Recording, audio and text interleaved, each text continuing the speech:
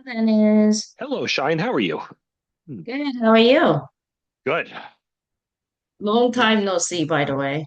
Yes, long time. I Just you know. passing by the camera with joy. Just a quick little hello. Right, that was it. Mm-hmm. It's been quite a while I have talked with you because I think we're busy with our lives.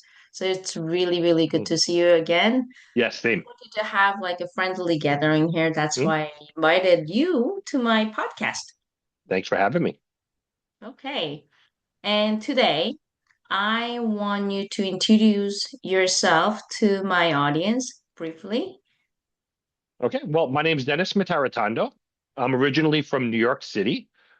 I've lived in Korea. At first, I came in 2010, and I my original plan was to come for a year, and I liked what I did so much. It's now 2026, and I'm basically still here. I'm really into baseball, LG Twins, cycling. I love being outside, hiking.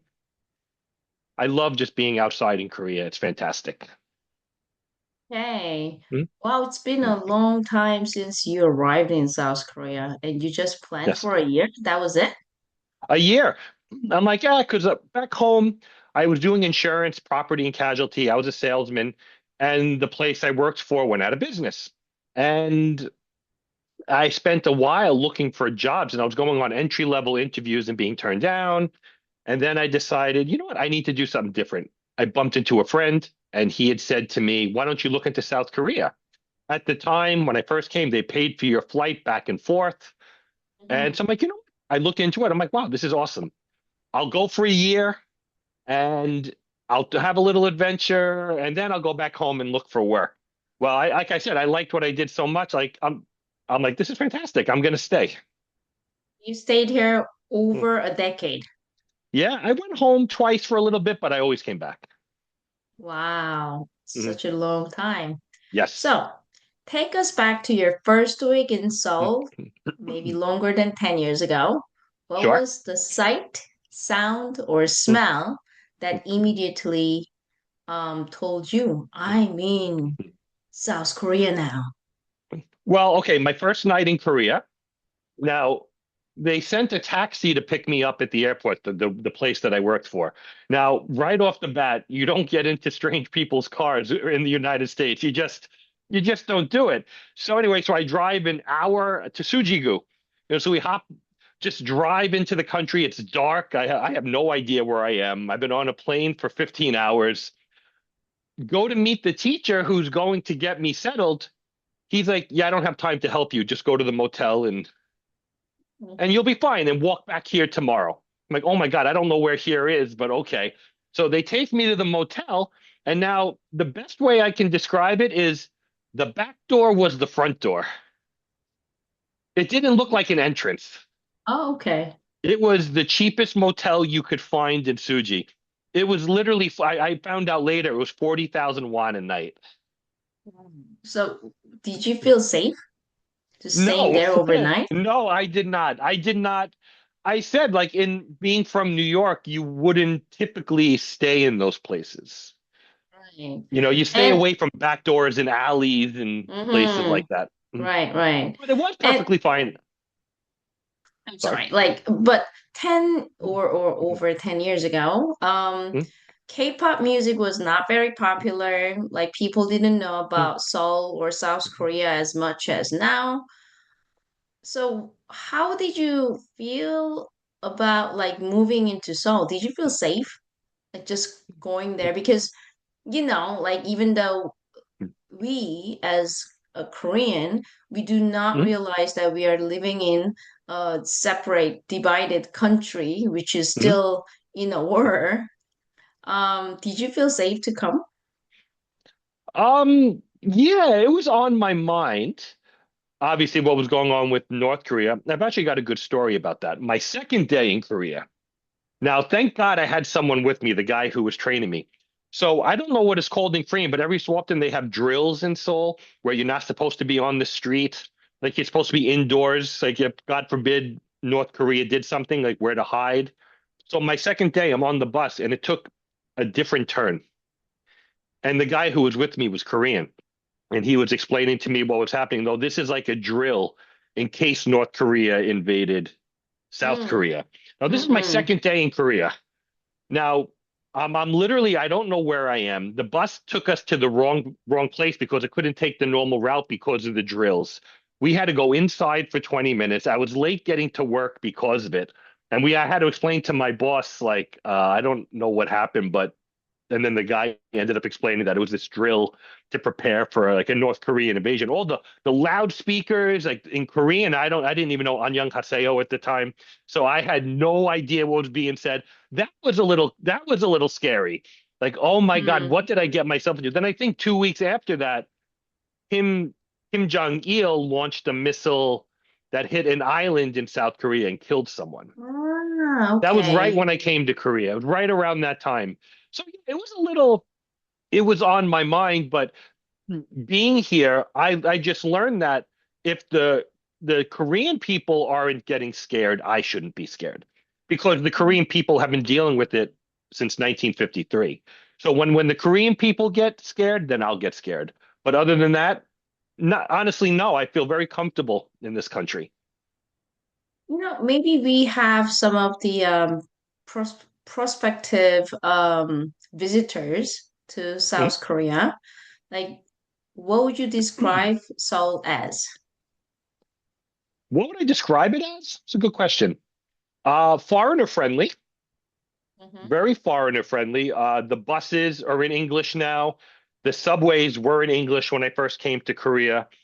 It makes it very easy to get around. And there's so many things for foreigners to do that they can really enjoy the culture in Seoul. Like, for example, something we've talked about for years and never done it was going to Gyeongbokgung, getting in our hanboks and Yeah, yeah, yeah. things like that. We do Like that, right? there's so much of that stuff to do in Seoul. And a lot of it for foreigners is discounted. Mm. You get discounts being a foreigner doing things. So it's pretty awesome. How about money-wise? What do you think comparing to the past time and now? Oh, it's so much more expensive now. I miss kimbap being chun obekwan. I miss $1.50 Mm. kimbap, where now it's like 6.50 for a roll for the same kimbap. It's definitely Mm. much more expensive now. So is it bearable as a teacher? Yeah, it's still bearable. Okay, just I because like some of my friends were asking like, oh, I mm, like to go to Seoul or Japan, mm, Tokyo, maybe I can live there as a teacher, but I said, things are it's quite expensive now. Like mm, the inflation is just ruined our kind of like everyday life. So I right. don't know as a teacher it's going to be a good choice to be here. What do you It think as a foreign teacher? it depends what kind of salary you can negotiate for. Hmm. If you're coming in at like, I mean, it's changed now, but let's say even go back pre-COVID, an entry level salary was say 2.1, 2.2. Pre-COVID, you could survive on that. Post-COVID, it'd be much, much harder. I know a lot of jobs now offer 2.3, 2.4, 2.5 for entry level salaries because of inflation and things like that. But it's still possible. You just have to live within your means. You're not going to travel to Japan every weekend. You're going to go on your during your vacations, save for your vacations, and this is it. It's doable. Okay. And I wanted to ask you why you stayed here longer than a decade. So most people come here for a year, but Mhm. you stayed for Mhm. over 10 years. So what was the specific moment or the story, experience that convinced you Mhm. to make Seoul as a permanent place to be? Okay, I can tell you a feeling and then a story. So, Sure. sure, the feeling. I remember waking up one morning and saying, this was probably 4 or 5 months into my first year in Korea. I woke up happy to go into work. And I'm like, I love what I do. Oh. And that to me was a unique experience. Not many people can say, I love my job. I love what I do. I love being around the students. They make me happy. And to go into work knowing, oh, I'm going to have fun with my job today. I'm going to play with my kids. We're going to go on a field trip. We're going to go to the ball pit. We're just going to do cool things together. And that's when I realized I want to stay here and do this. Now, an exact story. So I had this one student. Her name was Lucy. I'll never forget this girl. But before that, so we have a saying. I have a song stuck in my head. Okay, Hmm. that's what I call this story. I have a song stuck in my head. So I had to sing one of those songs, like the wheels on the bus go round and round with the dance, and I had to do Yeah, it for two wow. weeks. Yeah, I had to do it for 2 weeks with four different classes. I was humming the song in my sleep. I hated Hmm. it. It was killing me. So anyway, Right. so one day I was writing on the board and I started humming the song, and I didn't know I was humming the song, and my Mm. students started laughing because like they heard me humming the song so much. So I go, okay, guys, time out. And I wrote on the board, I have a song stuck in my head. And I tried explaining to them. They were 7 years old. They didn't really understand. They said they did, but I know they didn't. The next day, this girl, Lucy, who I said she was like one of my favorite students of all time, she just walks up to me, still has her jacket on, her backpack. You can tell she practiced this in her head before she came up to me, goes, Teacher, I have a song stuck in my hair. That's And so it's cute. yeah, it's stories like that, it's things like that that make the job awesome. That I love going in, having those moments with my kids. Oh, so small happiness you feel every day, Yeah, just being most days. surrounded by kids. Yeah, yeah, definitely. I always love seeing my students. So do you think this is the fate that you became a teacher? It's kind of funny. My dad told me from the time I was 18, you should teach. You should teach. You're good with people. You're Mm. good. I did little league, so I was around kids before. I was like, you're so good with kids. You should teach. I'm like, no, I don't want to teach. I never thought I was going to be doing this. Never, never. Like, so I came to Korea originally in December 2010. If you would have asked me in June 2010 that I would be teaching in Mm. Korea by the end of the year, I would have said you're out of your mind. There's no way I'm going to be teaching. Now, here I am, Mm. 2026, still teaching. For 16 years. Yeah. Yeah. I said it's my students generally they really make me happy. Mm, Mhm. awesome. Yeah. I actually see your passion as a teacher. It's really amazing and inspiring for me as well. Oh, thank you. And as an English teacher, you spend Mm. your days having Koreans find their own voice in a new language. Do you think their communication skills are from the education system? Actually, I think we have the problem with the education system here. Do you actually think that we have great, efficient education system for children? Well, for English, for language acquisition, It's for language acquisition. no. I don't think, I'll tell you why, and I don't think any country does. I compare it to America. Like we had to study Spanish, right? My school, we Mhm. had the choice French or Spanish. Most people choose Spanish. You're not taught to learn a language, you're taught to pass a test. And that's Mm-mm. the problem. You're not going to learn a language if you're studying to pass a test. Think about how you learned Korean. So, for example, if you were thirsty, you went up to mommy, went, water, water, mul, mul. Did mommy say, no, no, Shine, speak in a full sentence?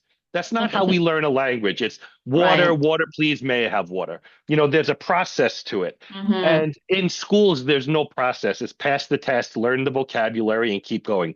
There's a select few that works for. Like I had a student, his name was Jackson. And I Hmm. still talk to him. He finished his military service. He just graduated college last month, and he was here a month ago. I actually saw him, Mm-mm. uh, but he was one of those rare kids that was in the system. And in fifth grade, we were talking about Egyptian conspiracy theories and the pyramids and aliens. Most kids aren't like that. He was in the top 10% of students but Mm. most kids don't. They don't pick it up that quickly.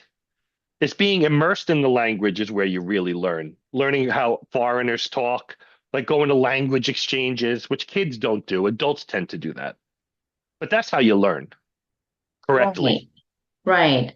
But it is also necessary to have tests for kids because otherwise we do not know how well they are learning in the class.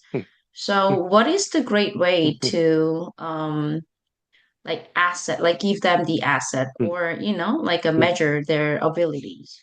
You see, I kind of slightly disagree with the testing when it comes to language, because learning a language is not like learning math or science. There's not a formula. There's qualitative and quantitative, right? Quantitative is the test, qualitative is what we actually can learn, and it's hard to put a grade on it. And I tend language is more qualitative because you said you have this one person who can speak the language, but he how could I say it? He understands it, but he can regurgitate what he learned in class, but he's not actually speaking the language. He's speaking textbook English.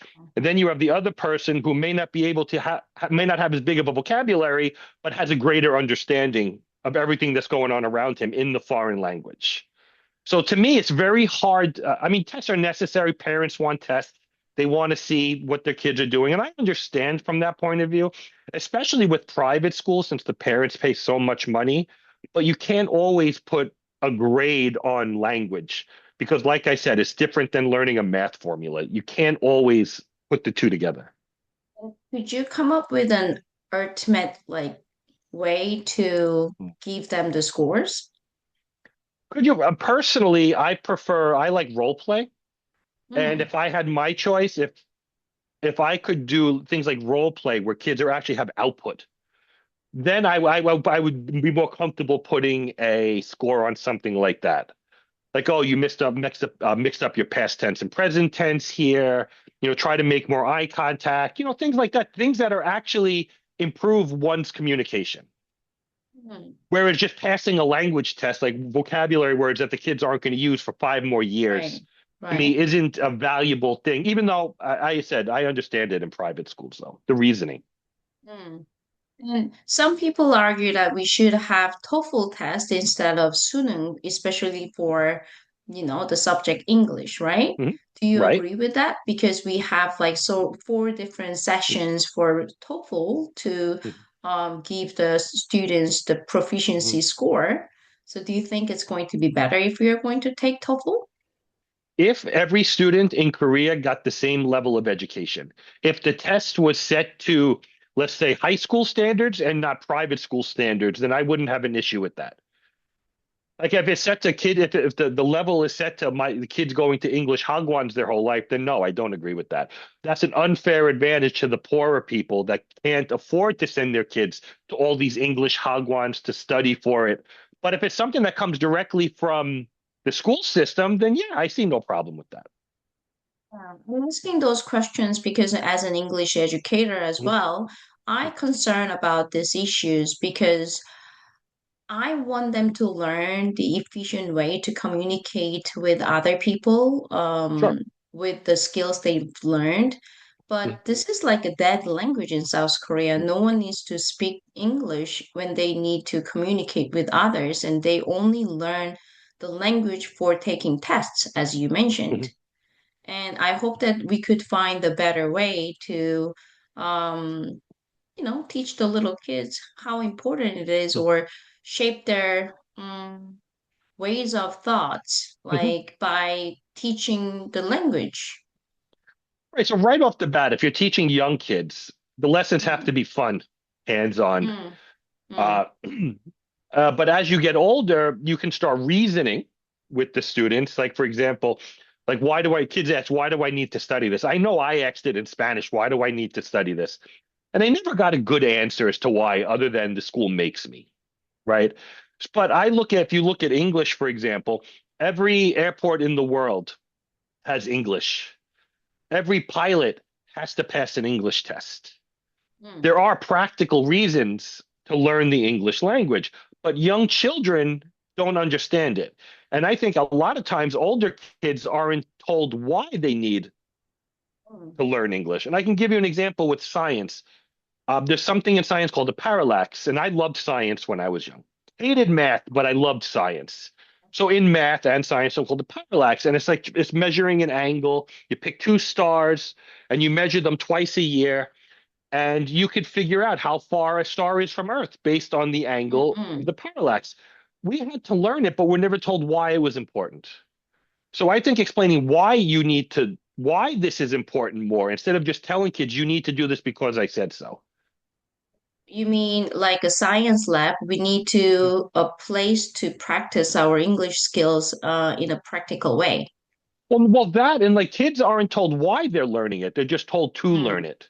So This they skill need is a important motivation. because this skill is important because Mm. things like that. Maybe I would have had more of an interest because I loved the stars. I love science, astronomy. If I as a student was told why it was important, I would have had more of an interest in it, and I could have put the two skills together that I have. But I hate math.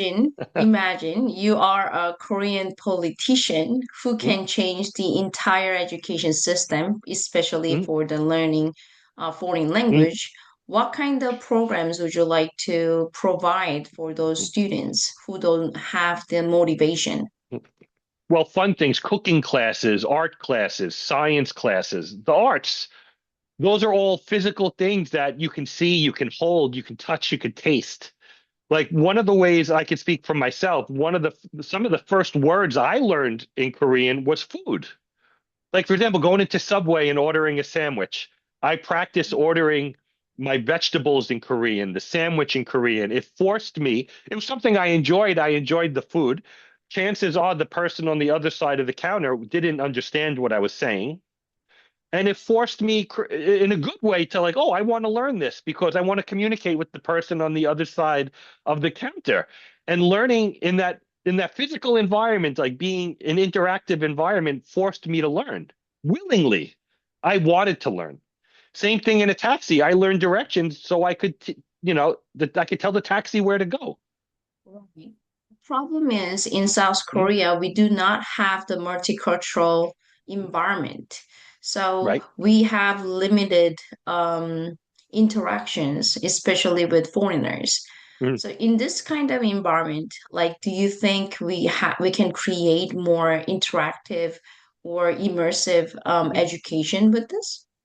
Well, okay, so I just started going to a meetup group called Colcom, and it's just you meet in a coffee shop and you have conversations with people. They provide questions, like the foreigners get in for free because the Mm. Korean people want to speak to foreigners, correct their English, and it's a fun, creative way to interact with people, make friends, foreign friends. I think things like that are fantastic. Hmm. Especially being a Okay. foreigner, I don't have to pay. You talk about good things about being foreigner in Korea. I don't, those kind of things you don't have to, they're free. Right. And this is a huge question for me as Mhm. well as an English instructor. Like, do you Mhm. think in the future, is it going to be necessary to learn English for Koreans or for other people who don't speak English as their first language? Well, it depends what you want to do with your life. If you're going to be a business person, especially international business, 100% you need to learn English. All contracts, international contracts are done in English. So if you But want to do anything like that, I'll go on. But think about it, AI era that we are living in. So the time is changing and also the technology that we have, it's just so amazing and the rapid Right. society we are living in. So we do not know what's going to happen in 10 years. I You have to think, understand what you're signing. You right. have to understand what you're signing. AI isn't perfect. It's a long, long way away from being perfect. But if you're in business, you need to understand what you're reading. AI can spit something out, but it could be wrong. There could be a comma in the Mm, wrong place that messes your whole deal up and costs you money. So I mm, think even though AI is going to make things easier, translation and stuff, you still need to understand the language, the business language, mm. regardless Okay. of AI.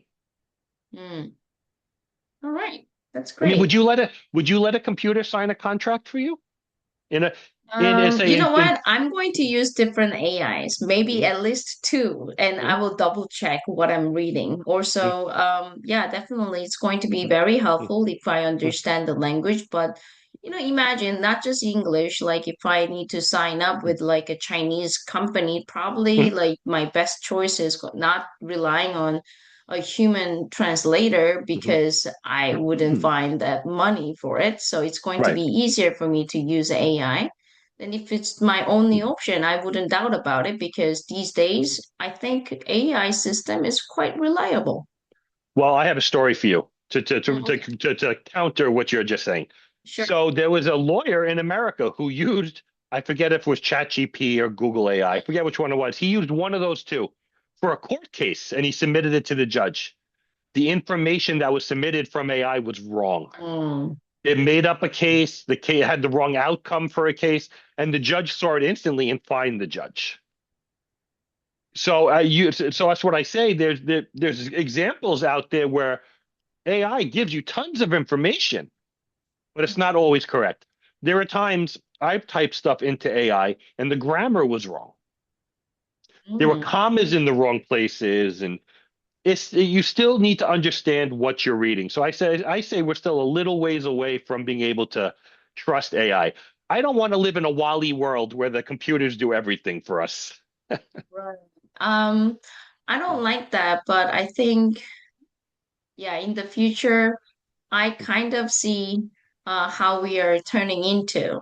Mhm. Like, even though this is not the best version of our future, I think it's there already. Like, like tons of screens, surrounded by tons of screens and AIs, and human beings are not going to work, I think. So I wonder, like, are they Uh, going to need a human teacher? um, I think nothing will replace the human experience. Why is that? Well, I could again, I'll speak from personal experience. I could learn online, I could take online classes, and I don't have the same retention of information over a computer versus being face to face with a teacher. Think about a Zoom class, which we all did during COVID. Think about a Zoom class versus the in person.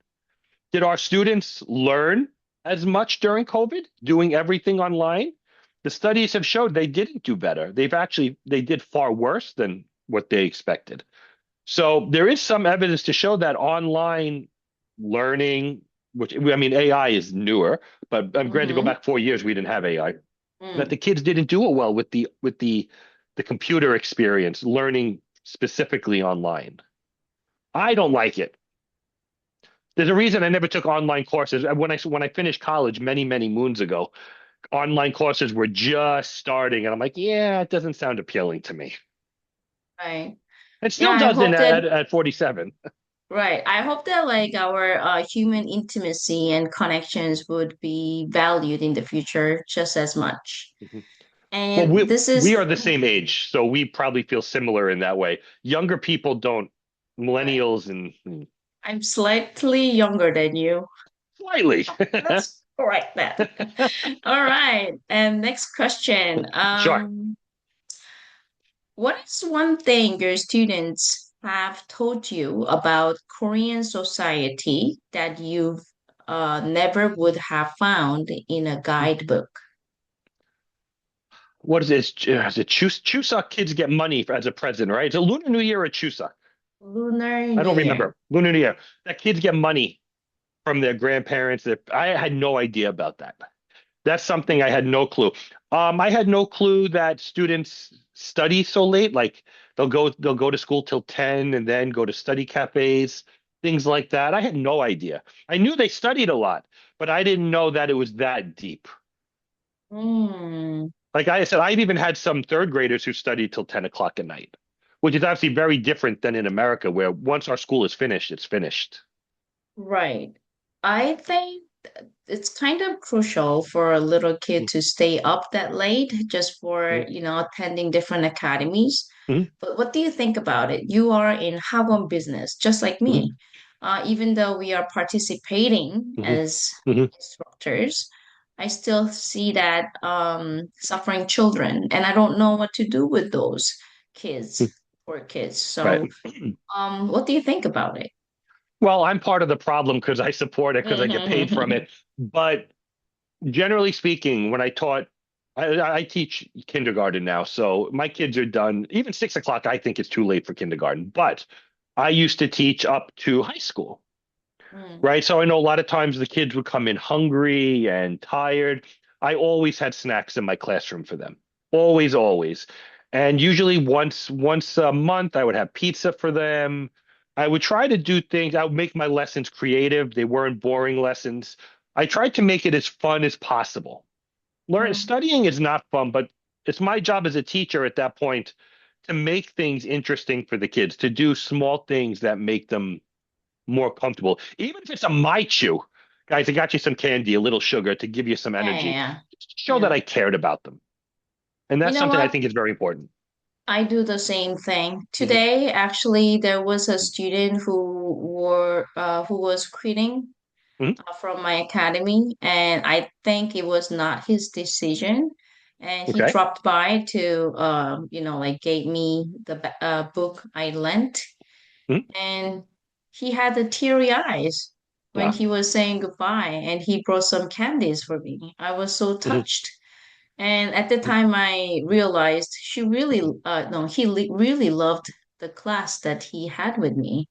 Mhm. And I was so happy he enjoyed the lessons I provided. It shows you're doing your job. You touch the Yeah. kid's life as a teacher. Because we all have teachers that we either loved or hated. Mm. And you know where you stand. Like this kid liked me. He had fun at my school. And that's the best you could hope for. That's a great feeling. You earned it. You earned that kid's respect by making fun and engaging lessons. And as teachers, that's what we should be doing. Right. Yeah, that was my reward actually. I Yeah, it was is a very reward. happy. Yeah. I have letters. And I have letters from children that left the mm-mm. school. I'm sorry, I'm leaving. I had so much fun in your class, and Yeah, this is what I love about my job. And not, like others, they do not like actually show their appreciation or gratitude Mhm. because they are not as expressive as children. Mhm. But children, they are so vulnerable and crystal clear about their emotions. Yeah. Like when they are upset, you would know, but when they are happy, you would feel. Yes. Hmm. Yeah. Okay, it's going to be our last question. Sure. So, mm, please tell me the reason that you stay in South Korea and for how long are you Mhm. planning to stay here for? Okay, I can tell one more story. So one night, this is when I lived in Suji. This is a long time ago. I was on the bus and, I was near one of the last stops, but my wallet fell out of my pocket on the bus. Now Hmm. everything's in there. My alien registration card, my credit cards. I was like, holy cow, what am I gonna do? I literally have Hmm. no idea what I'm gonna do now. So I'm literally standing in front of the bus stop, and I see this woman coming running up the street. She had my wallet. She got off the bus. She saw my wallet. She got off the bus and handed me my wallet back. That Hmm. is that is one of the times that I'm like, this country is great. And one of the things I like about that, I don't even like that I love about Korea is how honest it is. I can't believe she inconvenienced herself. She got off the bus to bring me my wallet at like 1 o'clock in the morning. It wasn't like it was in the middle of the day. It was 1 o'clock in the morning. And I was so appreciative of this woman to bring me my wallet back. And that's one of the things that when I tell people about Korea being safe, that's a story I always tell. This woman literally brought me back my wallet. And wait, what was the second part of the question? I forgot. How long you're going to stay here for? What do you think? What's your plan? I have no Next idea. 10 I said years. my plan was supposed to be one, and now it's 16. So who knows? I think probably still for a little while. Oh, okay. And would you recommend this country if there's a person out there like considering to teach in South Korea, like come here to teach, then would you recommend? Of course, I would definitely recommend. But one thing I always tell people, a lot of people come here and they don't do the proper research. They don't realize that Korean people work very hard and long hours. If you're not comfortable working hard, this isn't going to work for you. You're not going to last a year. If you're comfortable with hard work, rewarding work, then yes, Mm, come do the job, enjoy the job. But a lot of people don't don't want to work. They think they're going to get a good salary and do a little work. Like I remember real quick. The first school I worked at. This teacher came. She did no research before she came to Korea. She just saw flight back and forth, a decent starting salary. She thought she was going to go clubbing every night. No joke. She thought she was going to club every night, go out partying. But then she realized, oh my God, this is hard work. And she hated it. But you do 5 minutes. This is even back in 2010. You do 5 minutes of research, and you know that it's not an easy job Mm, being a teacher. There's a lot to it.